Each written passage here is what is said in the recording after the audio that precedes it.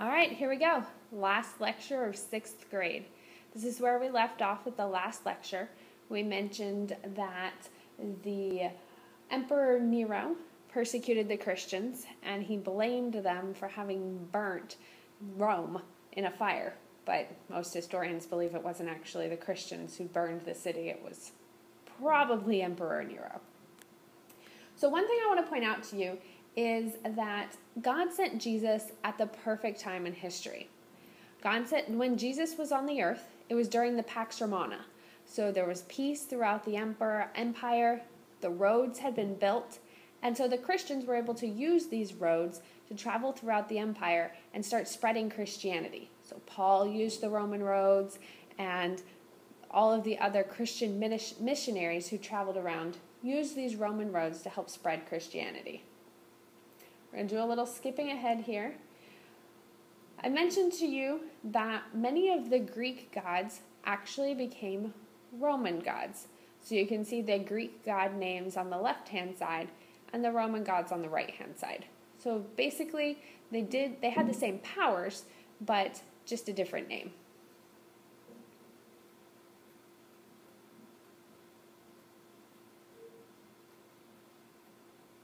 All right, here's our dig and drill. What Greek philosophies became religions for the Romans? Talked about this in the last lecture.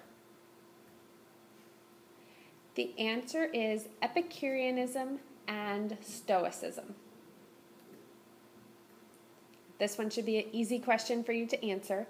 What Roman emperor blamed the Christians for starting a fire that destroyed 2/3 of the city of Rome? That emperor was Emperor Nero. All right, last little bit.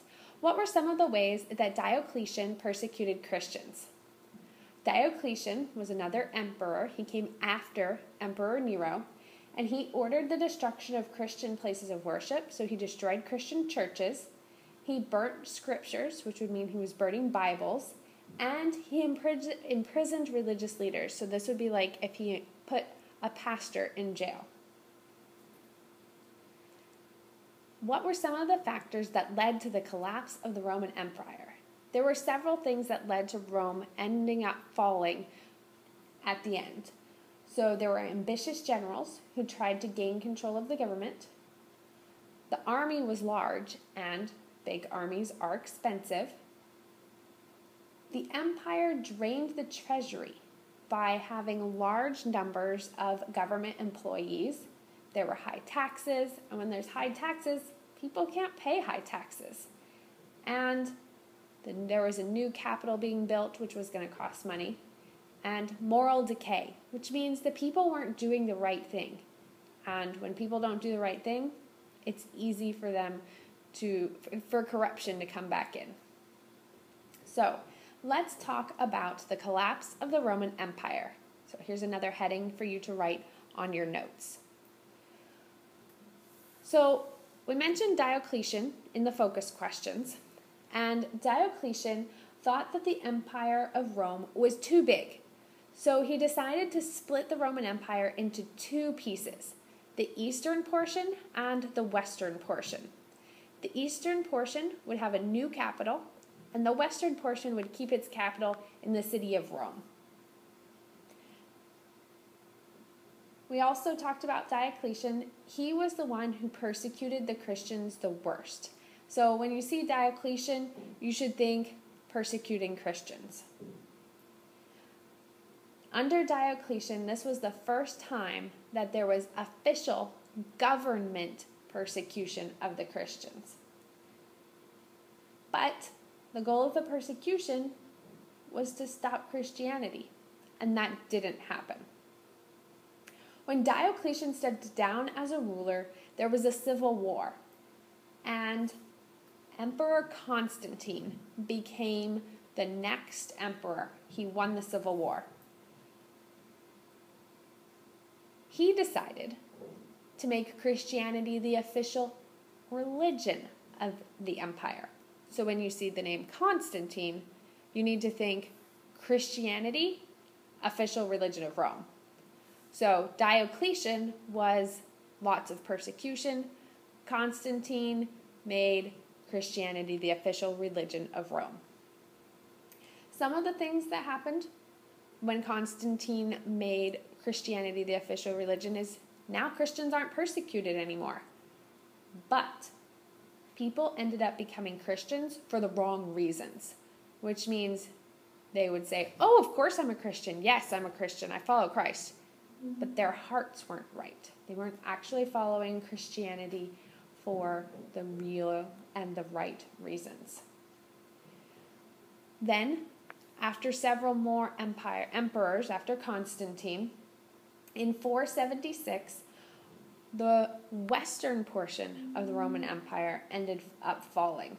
And Attila the Hun was the one who led Rome to fall. The other part of the Roman Empire, the eastern part of the Roman Empire, stayed. It didn't fall, it didn't collapse, and it became known as the Byzantine Empire. So the city of Rome fell in 476, but the Byzantine Empire lived on for several hundred more years. We know that Diocletian persecuted the Christians. We're going to skip this question. And how do we remember the civilization of Rome?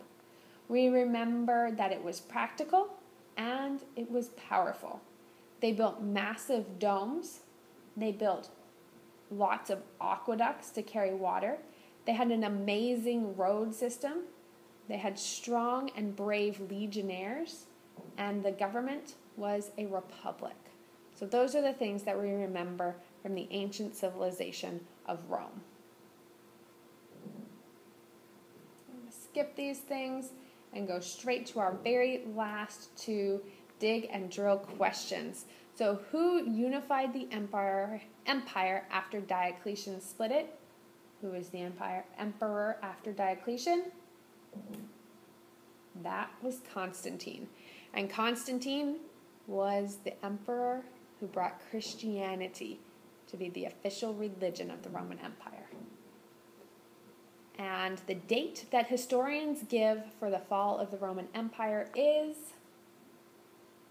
476 AD.